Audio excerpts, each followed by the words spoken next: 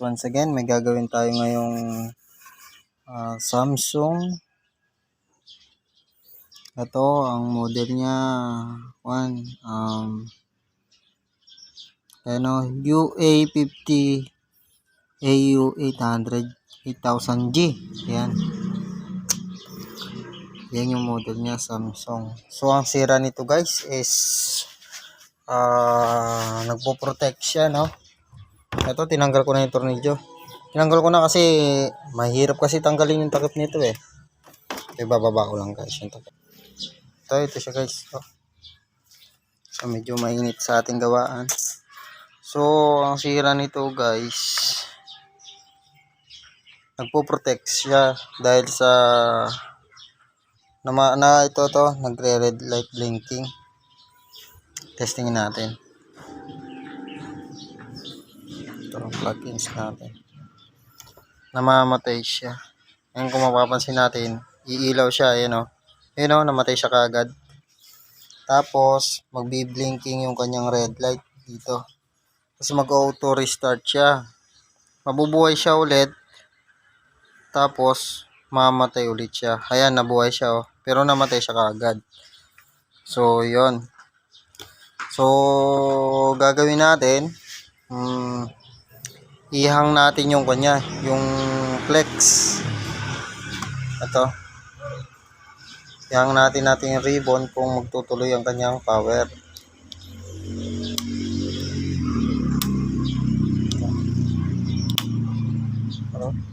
Mahirap siyang tanggalin. Ayun.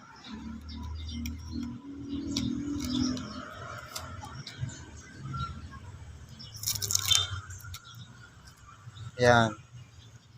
Tingnan natin kung magtutuloy yung kanyang power. Kasi kung nagtuloy yung kanyang power, yan, antayin na lang natin kasi naka-on naman yan. Kung nagtuloy yung kanyang ilaw, ayan, umilaw na siya.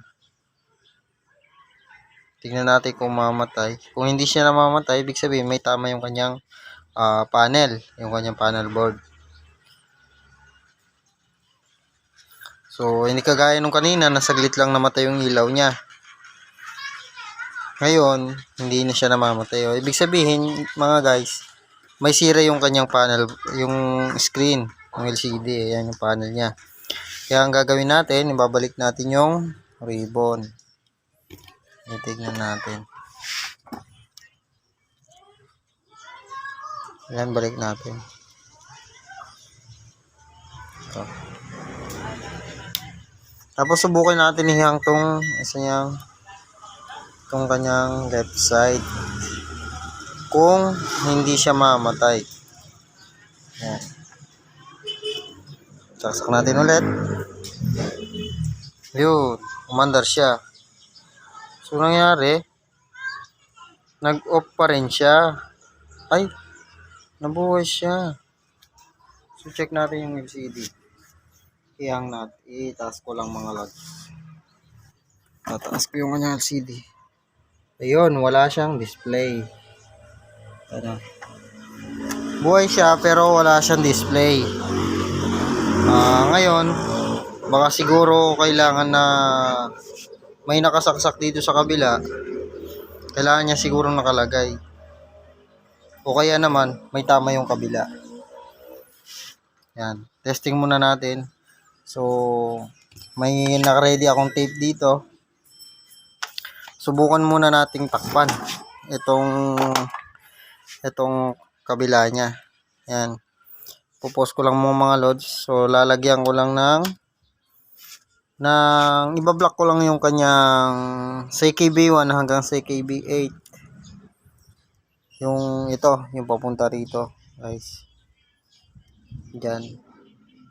Subukan ko lang i-block. Dito kasi galing yun. Ayun o. Papunta dito.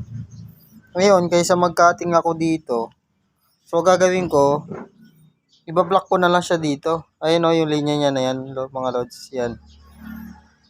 Yun yung ibablock ko sa kanya dito sa ribbon. Titingnan natin kung magkakaroon ng display. Ayan. Pupos ko lang mga idol at lalagyan ko lang ng black.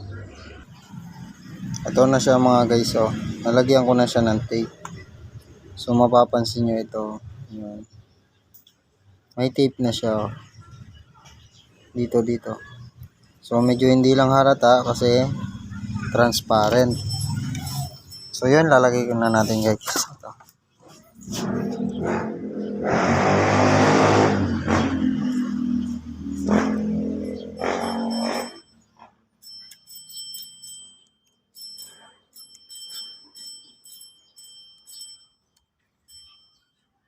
Yun. Saka natin saksak. Mainit na yung ating gawaan guys. Nasa labas tayo ng bahay. Tingnan natin. Ayun, nabuhay siya, oh. So namatay siya agad. Pero tingnan natin kung dahan-dahan magbubukas yung kanyang ilaw. O kung nag-blackout siya talaga. Kasi pan siya, oh. Ayun, oh. So it means blinking pa rin yung kanyang sira. Kahit tinakpan na siya natin, no? Ayun, oh, namamatay pa rin siya. So ibig sabihin guys, tanggalin natin to. Wala dito yung problema. Yun. So tanggalin na natin yung kanito, yung plastic, yung tape.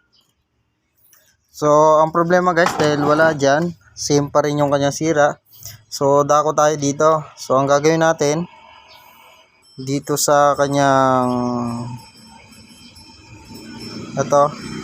ito yung mga CKB1 nya hanggang 8. Subukin natin ikat dito sa may dulo nya. Ayan. Gamit na lang tayo ng cutting dito. Ito. Subukan natin kung baka dito yung problema nya. Hindi naman dito. Pero yun nga, nagbubukas yung kanyang backlight pag tinanggal to. Pero may problem pa rin siya. Wala siyang display. Yun.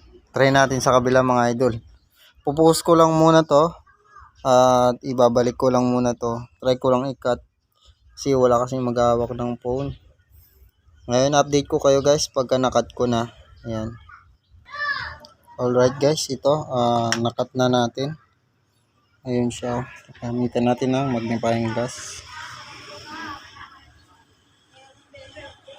Ayun, oh. Nakat ko na guys sa bandang baba. Hindi lang ganong halata kasi konsya, tawag nito, malabo yung ating cam.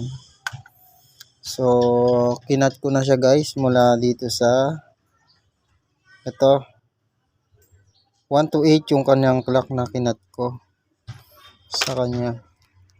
Ito ang ating magnifying glass, yan.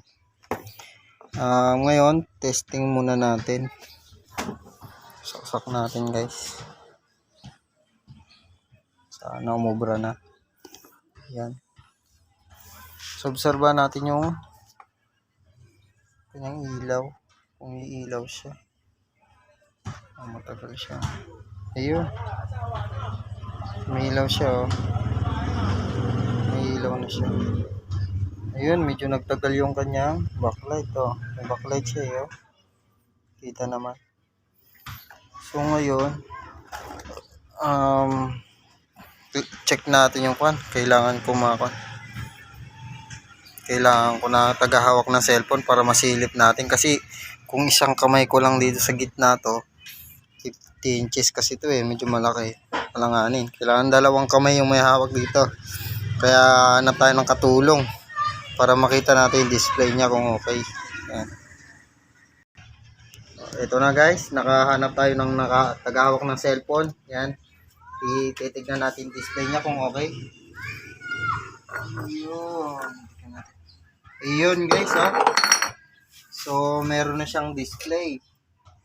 So may problema pa siya, may mga konting guhit-guhit pa siya. Ayan, oh. So kahit pa paano, naka-display na siya. No? May konting guhit. May guhit siya dito sa gawin dito. So straight line siyang ganon. Dito sa baba. Yan. Gagawin natin, ikakat pa rin natin yung kanyang Dito, i-continuous natin yung mga kasama niya. Sama natin yung yung kanya, yung kasama niya dito sa ano ba? Dito yun, i-continuous ko lang mga lods. Yung cutting ko dito hanggang ilang pins. Yan. Pinatay ko muna, hinugot ko muna yung kanyang saksakan. So, yun. I-pause ko muna mga idol, mag-cut muna ako.